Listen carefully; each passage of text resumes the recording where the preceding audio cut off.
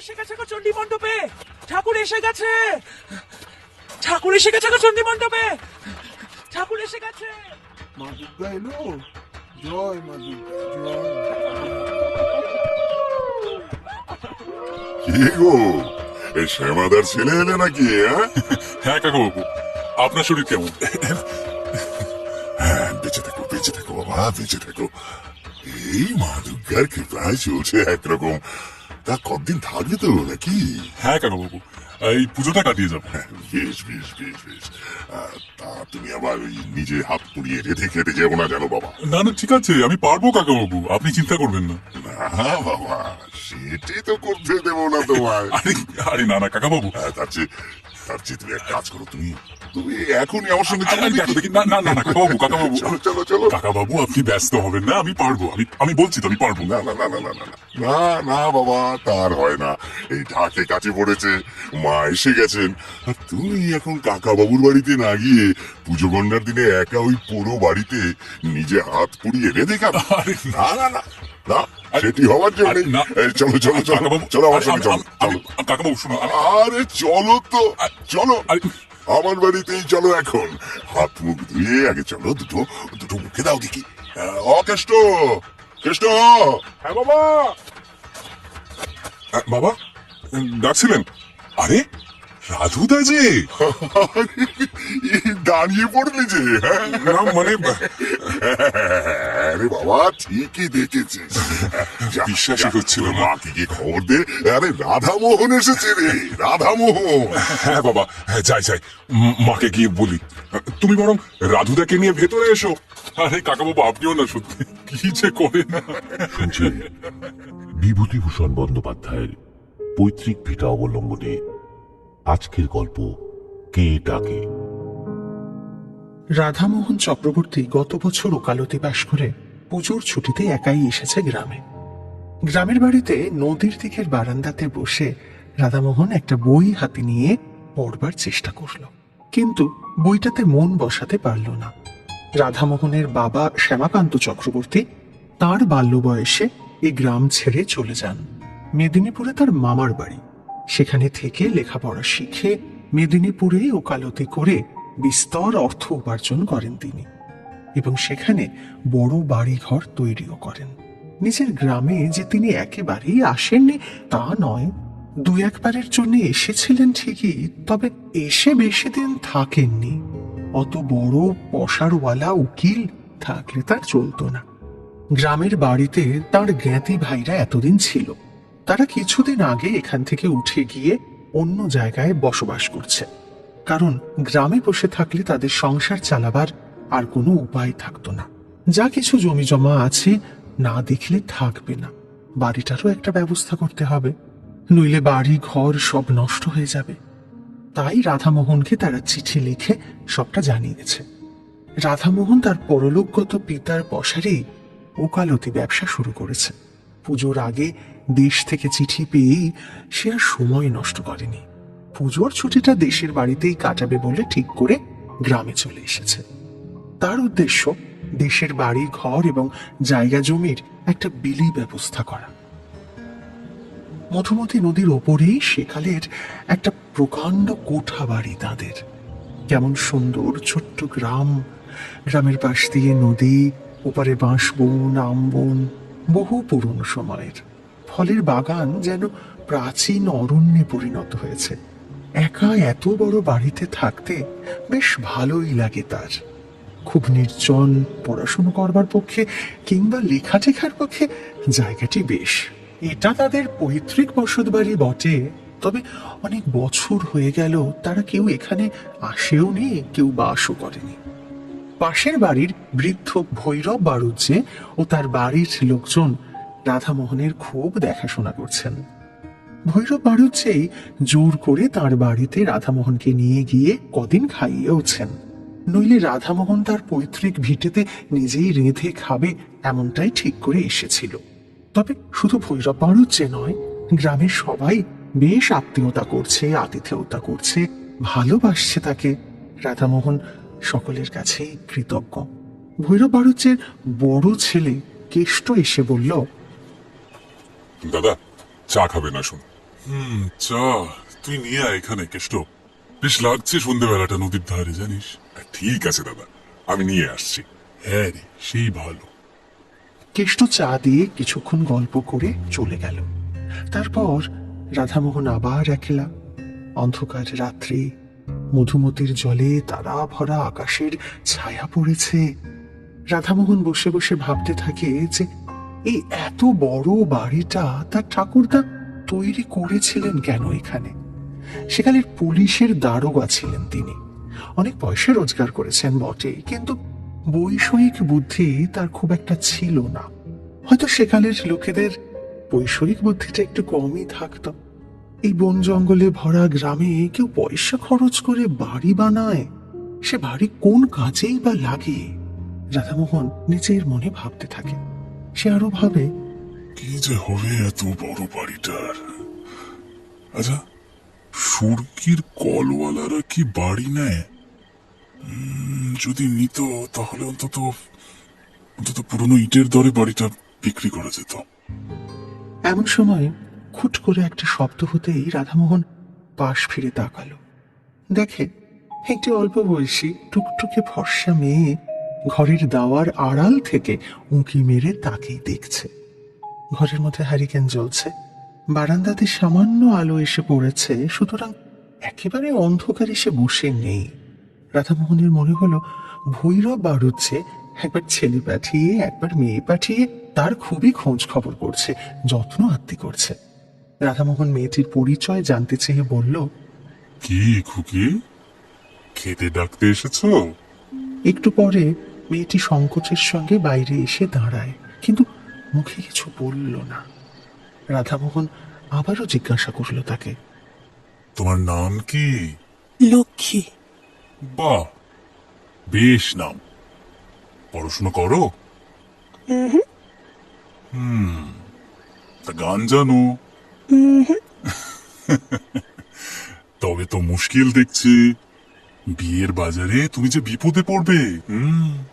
আচ্ছা, রান্না রান্না জানো? হ্যাঁ। এই একটা ভালো গুণ রয়েছে তোমার। তা কি কি রান্না জানো তুমি? সব জানি। সব? বাহ, বেশ বেশ। আচ্ছা, তা বসো। কি কি রান্না জানো শুনি একটু, বলো দেখি আমায়। না, বসবো না। ওমা, কেন? কাজ আছে বুঝি? না তবে বসো। না, আমি চাই তুমি খেয়ে এসো। বেশ, তা যাচ্ছি। তুমি তো খাওয়ার জন্যই ডাকতে এসেছিলে, তাই না? তা ভাত হয়ে গেছে? হ্যাঁ, হয়ে গেছে তো। তোমার খুব খিদে পেয়েছে না? যাও খেয়ে এসো। আচ্ছা, রাধামোহন কি একটা বলতে গিয়ে পেছন ফিরে তাকাতেই দেখে মেয়েটি আর দাঁড়িয়ে নেই সেখানে, কখন চলে গিয়েছে। সে একটু পরে বাড়ুজ্জে বাড়িতে খেতে গেল। বৈঠকখানা ঘরেই দেখা হলো ভৈরব বাড়ুজ্জের সঙ্গে। তিনি বললেন, আরে এসো এসো বাবাজি, এসো এসো, রান্নাও হয়ে এলো প্রায়। হ্যাঁ, আপনার মেয়ে ডাকতে গিয়েছিল তো। ভৈরব বাড়ুজ্জে রাধামোহনের এ কথার কোনো জবাব দিলেন না। আর খাওয়া দাওয়া শেষ করে রাধামোহন আবার তার বাড়িতে ফিরে এলো। একা নির্জন বাড়িতে থাকতে তার বেশ ভালোই লাগছে আজকাল। তার পরম পূজনীয় পিতৃপুরুষেরা যেন অদৃশ্য পায়ে এখানে হেঁটে বেড়ান। এই বাড়িতে তার ঠাকুরদা ছোটবেলায় খেলে বেরিয়েছেন, তার বাবা এই বাড়িতে মানুষ হয়েছেন, তার ঠাকুমা নতুন বউ হয়ে প্রথম এসে দুধে আলতায় পা রেখে দাঁড়িয়েছেন এবারের উঠোনে। অতীতের সেই সমস্ত আবেগ ভরা স্মৃতিকে বিসর্জন দিয়ে দেশকে ভুলে আজ তারা বিদেশে গিয়ে বড় বাড়ি ফেঁদে বাস করছে।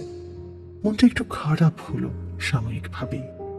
গভীর রাত্রে ঘুমের ঘোরে সব পূর্বপুরুষেরা যেন এসে রাধামোহনের কাছে অনুযোগ করেন, কেন আমাদের ছেড়ে চলে গেলে, কি করেছিলাম আমরা। রাত কেটে যায়। পরের দিন সকালে পরিষ্কার দিনের আলোয় উঠে রাধামোহন নিজের জমি জমা নিয়ে ব্যস্ত হয়ে পড়ে। সারাদিন কেটে যায় সেইভাবেই। রাত্রে বারান্দাতে বসেছে, আবার সেই মেয়েটি এসে দরজার আড়ালে দাঁড়ালো। প্রথমটা রাধামোহন টের পায়নি, বড় লাজুক মেয়ে, নিঃশব্দ পায়ে কখন এসে যে দাঁড়ায় বোঝাই যায় না। রাধামোহন বলে উঠল, আরে তুমি? হ্যাঁ, কি খাওয়ার জন্য ডাকতে এসেছো? ভাত হয়ে গেছে? না, আজ একটু দেরি হবে। কেন? তোমার জন্য মাংস রান্না হচ্ছে তো, তাই। ও মা, তাই নাকি? তবে তো আজ ফিস্টের ব্যবস্থা। হ্যাঁ? কি? আচ্ছা, তুমি বুঝি ফিস্ট মানে কি বুঝতে পারলে না, তাই তো? ফিস্ট মানে হলো ভোজ। ভোজ বলে যাকে। কি বুঝেছো? মেয়েটি কোনো উত্তর দেয় না, একটু হেসে চুপ করে থাকে। মেয়েটি কিন্তু বেশ অদ্ভুত, বেশি কথা বলে না, শান্ত, একটু লাজুক প্রকৃতির। রাধামোহন বলল, আচ্ছা, তোমার মামার বাড়ি কোথায়? ভুলে গেছি। ভুলে গেছো? ভুলে গেছো কিরকম?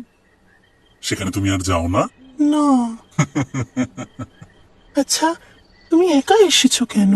কেন বলো তো? বাড়ির বৌমেদের নিয়ে এসো। এত বড় বাড়ি পড়ে আছে, সবাই মিলে একসাথে এসে আনন্দ করো। তোমার তাই ইচ্ছে বুঝি? হ্যাঁ, খুব। আমি তো তাই চাই। তা কেন শুনি? কতকাল এ বাড়ি তো এমনই পড়ে আছে, তাই না? কেউ পিদিম জ্বালায় না, শাঁখ বাজায় না। আচ্ছা, এই কথাটা ওইটুকু মেয়ের মুখ থেকে শুনে এবার রাধামোহন একটু অবাকই হলো। ওইটুকু মেয়ের মুখে যেন একেবারে পাকা গিন্নির মতো কথা। রাধামোহন মেয়েটির সঙ্গে এবার একটু মজা করেই বলল, তো তোমার তাতে খারাপ লাগে বুঝি? আরে লাগে না, সেই জন্যই তো বলছি, তোমরা সবাই এসো এ বাড়িতে। বাড়িতে শাঁখ বাজুক, সন্ধেতে পিদিম জ্বলুক। আচ্ছা, তোমার খুব খিদে পেয়েছে তাই না? বড্ড রাত হয়ে গেল। না না, কি এমন আর বেশি রাত হয়েছে? তোমার আবার সকাল সকাল খাওয়া অভ্যেস আছে যে। ওমা, তা সে কথা তুমি কি করে জানলে? পাকা বুড়ি একেবারে, হ্যাঁ? কত কিছু জানো রাধামোহনের তুমি। প্রশ্নের উত্তরে অস্ফুট হাসির সুর শোনা গেল মাত্র, কিন্তু কোনো উত্তর এলো না। একটু পরে মাথা দুলিয়ে দুলিয়ে মেয়েটি বলল, ভালো লাগে, খুব ভালো লাগে। কি কি ভালো লাগে তোমার? এই যে তুমি আজ এসেছো, খুব ভালো লাগছে আমার। কেউ তো কখনো আসে না এই বাড়িতে। তুমি যাও, মাংস রান্না হয়ে গেছে, খেয়ে এসো। হয়ে গেছে? তুমি কি করে জানলে? আমি জানি। বেশ। আচ্ছা, তুমি এবার যাও, খেয়ে এসো। আর তুমি একটু দাঁড়াও, আমি মুখটা ধুয়ে আসি, তারপর একসঙ্গে যাব, কেমন? মুখ ধুয়ে এসে কিন্তু রাধামোহন মেয়েটিকে আর দেখতে পেল না।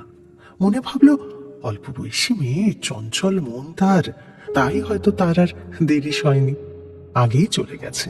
মেয়েটি কিন্তু বেশ কেমন পাকা পাকা কথা বলল। হাসতে হাসতে রাধামোহনের প্রাণ যায়। মেয়েটির কথা ভাবতে ভাবতেই ভৈরব বাড়ুজ্যের বাড়ির পথে পা বাড়ালো সে। ভৈরব বাড়ুজ্যে ওকে দেখে বললেন, আরে এসো এসো এসো এসো বাবাজি, এই তোমাকেই ডাকতে পাঠাচ্ছিলাম। আসলে কি জানো তো, এই একটু মাংস নেওয়া হলো আজ। আরে এসবের আবার কি? রান্নার সাথে আজ বেশ রাত হয়ে গেল।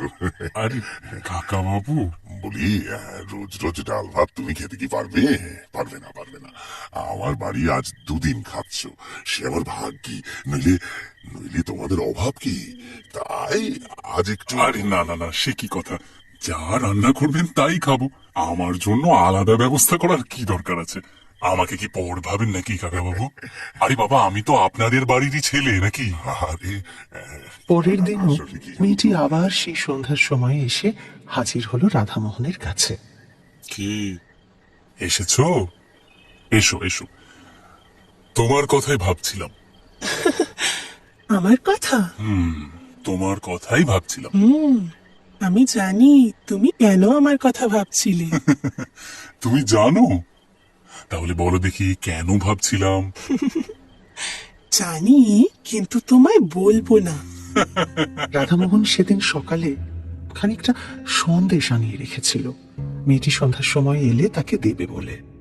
অবশ্য সে সন্দেশ রাধামোহন আনিয়েছিল তার আরেকজন প্রতিবেশী হরিনন্দীর চাকর অমূল্যকে দিয়ে, ইসলামঘাটের বাজার থেকে। ইসলামঘাটের সন্দেশ এই অঞ্চলে বিখ্যাত। অমূল্য গ্রামের সবার কাছে গল্প করে সে খবর বলেও বেরিয়েছে। আর এই কথা জানতে পেরে রাধামোহন মনে মনে বিরক্তই হয়েছিল অমূল্যের ওপর। সে আসলে ভেবেছিল মেয়েটিকে সেই সন্দেশ দিয়ে সে হঠাৎ খুশি করে দেবে, কিন্তু সেটা আর হলো কই। তবুও রাধামোহন বলল, না, তুমি জানো না। আচ্ছা, তাহলে বলো দেখি কি। জানি, আমি জানি। মেয়েটির হাসির মধ্যে এমন একটা বিজ্ঞতা আছে যে রাধামোহন আর কোনো প্রশ্ন করল না এ নিয়ে। তারও মনে হলো মেয়েটি জানে। ওর মৃদু হাসির মধ্যে দিয়েই সে কথাটা বোঝা গেল। রাধামোহন মনে মনে ভাবল, অমূল্যটা আচ্ছা তো, পাড়াগাঁয়ের লোকের পেটে কোনো কথা যদি থাকে। আর ঠিক এমন সময় মেয়েটি আবদারের সুরে বলল, কই, হুম? আমাকে সন্দেশটা দিলে না তো? দাও, হ্যাঁ? আমার জন্যই তো আনলে। তুমি মানে তুমি কি করে জানলে? রাধামোহন চমকে উঠে ব্যস্ত হয়ে ঘর থেকে সন্দেশ আনতে যায়। সন্দেশ নিয়ে এসে লক্ষ্মীকে দিতে গিয়ে দেখে লক্ষ্মী আর সেখানে দাঁড়িয়ে নেই। ভাবল অল্প বয়সী ছেলেমেয়েরা এরকম চঞ্চল হয়েই থাকে, তাই হঠাৎ না বলে কেউ চলে গেল। তবে লক্ষ্মীর ধরনটা তার বড় অদ্ভুত রকমের লাগলো। রাত্রে খেতে যাবার সময় ভৈরব বাড়ুজ্যের বাড়িতে রাধামোহন সন্দেশের প্যাকেটটা সঙ্গে নিয়েই গেল। গিয়ে বলল, কাকাবাবু, লক্ষ্মী বড় লাজুক, ও তখন চলে এলো। ওকে একটু এই সন্দেশটা যদি দিয়ে দেন। খুকি বুঝি তোমার কাছে গিয়েছিল? হ্যাঁ, রোজই যায়, ওই গল্প সল্প করে। তাই নাকি? হ্যাঁ, তবে একটু লাজুক, আসলে খুব ছেলে মানুষ তো। পরের দিন সন্ধ্যায় লক্ষ্মী আবারও বারান্দায় তার সেই নির্দিষ্ট জায়গাটাতে এসেই দাঁড়ালো। রাধামোহন বলল, কাল অমন করে চলে গেলে কেন তুমি? আমি কিন্তু ভারী রাগ করেছিলাম। সন্দেশটা খেয়েছিলে? বারে, তুমি যখন বললে তখনই তো আমার খাওয়া হয়ে গেল। হ্যাঁ, সে কি? সেটা কেমন করে হলো? বলো বলো। তুমি এই যে এসেছো আমার কত ভালো লাগছে। বাড়িতে পিদিম জ্বলছে, একা একা ভালো লাগে নাকি আমার? তুমি শহরে যাবে, চলো না আমার সঙ্গে, চলো। না গো, আমার এখানেই ভালো। ওইসব জায়গায় আমার ভালো লাগে বুঝি? কেন ভালো লাগবে না? কত টকি ছবি, কত খাবার দাবার, কত কিছু রয়েছে। সে হোক গে, আবার তাতে কি? বারে, আচ্ছা, তুমি আবার আসবে বলো? নিশ্চয়ই আসবো, কেন আসবো না? এতদিন তো আসোনি। ভিটেতে সন্ধ্যের সময় পিদিম জ্বলেনি তো? হ্যাঁ, আচ্ছা, আজ আসি তবে। তা তুমি তো মঙ্গলবারে যাবে, তাই না? হ্যাঁ, মানে রাধামোহন এবার একটু আশ্চর্য হলো। সন্দেশ আনানোর কথা না হয় অমূল্য গ্রামের মধ্যে রটিয়েছে, কিন্তু এই কথা তো সে গ্রামের অন্য কাউকে বলেনি যে সে মঙ্গলবারে ফিরে যাবে। একমাত্র বলেছিল ভৈরব বাড়ুজ্যেকে। তিনি কাল আবার বাড়িতে গল্প করে সে কথা সবাইকে বলে দিয়েছেন। অদ্ভুত তো, এই গ্রামে কি কাউকে কিচ্ছুটি বলার উপায় নেই? কারোর পিঠে কোনো কথা থাকে না। রাধামোহন মনে মনে একটু বিরক্তই হলো।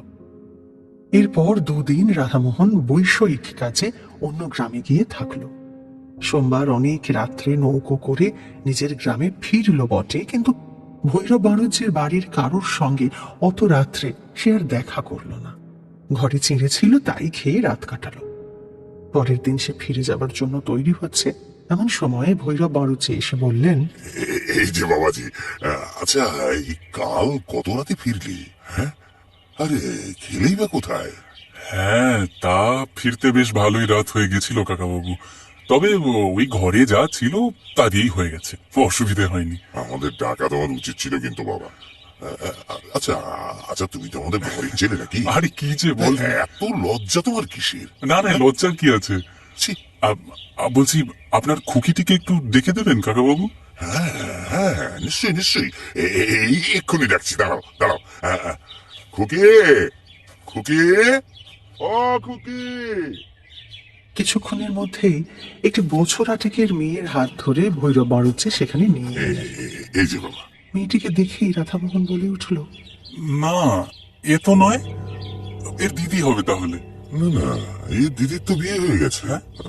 সে তো এখন শ্বশুর বাড়িতে। সে কি? তাছাড়া তাছাড়া তুমি তো ওকে দেখোনি। না, তবে আপনার বাড়ির অন্য কোনো মেয়ে হবে হয়তো। আমার বাড়িতে তো আর অন্য কোনো মেয়ে নেই বাবা। তবে তবে অন্য কোনো মেয়ে, কি বলছেন? কিন্তু তাই বা কি করে হবে? হ্যাঁ, না মানে কেন, মানে অন্য কোনো বাড়ির মেয়েও তো আসতে পারে। না না না, হ্যাঁ, ওই বয়সের আর কোনো মেয়ে তো এই পাড়ায় নেই। মোটে তো দুঘর ব্রাহ্মণের বাস এ গ্রামে। আচ্ছা আচ্ছা, মেয়েটির বয়স কিরকম হবে? বয়স?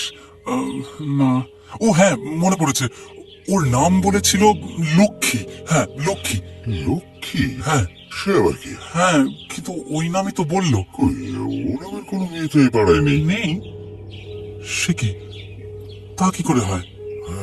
তা বলি কি বাবা, এই তোমার শুনতে টুনতে ভুল হয়নি তো কোনো? ভুল? হ্যাঁ, তাহলে হয়তো নামটা শুনতেই ভুল করেছি, কিন্তু সেই মেয়েটি কে? সে তো আর ভুল হবে না কাকা বাবু, সে তো এসেছিল। কি জানি বাবাজি, আমি তো কিছুই বুঝতে পারলাম না। আর ওই বয়সের ও নামের মেয়ে, না না না না, আমাদের পাড়ায় তো কেউ নেই। কেউ নেই? না। কি বলছেন? রাধামোহন কি তাহলে? চিন্তিত মনে বিদায় নিল। তবে আশ্চর্য ব্যাপারটা হলো, সেই লক্ষ্মী কিন্তু আর রাধামোহনের সঙ্গে দেখা করতে এলো না। কিন্তু কেন?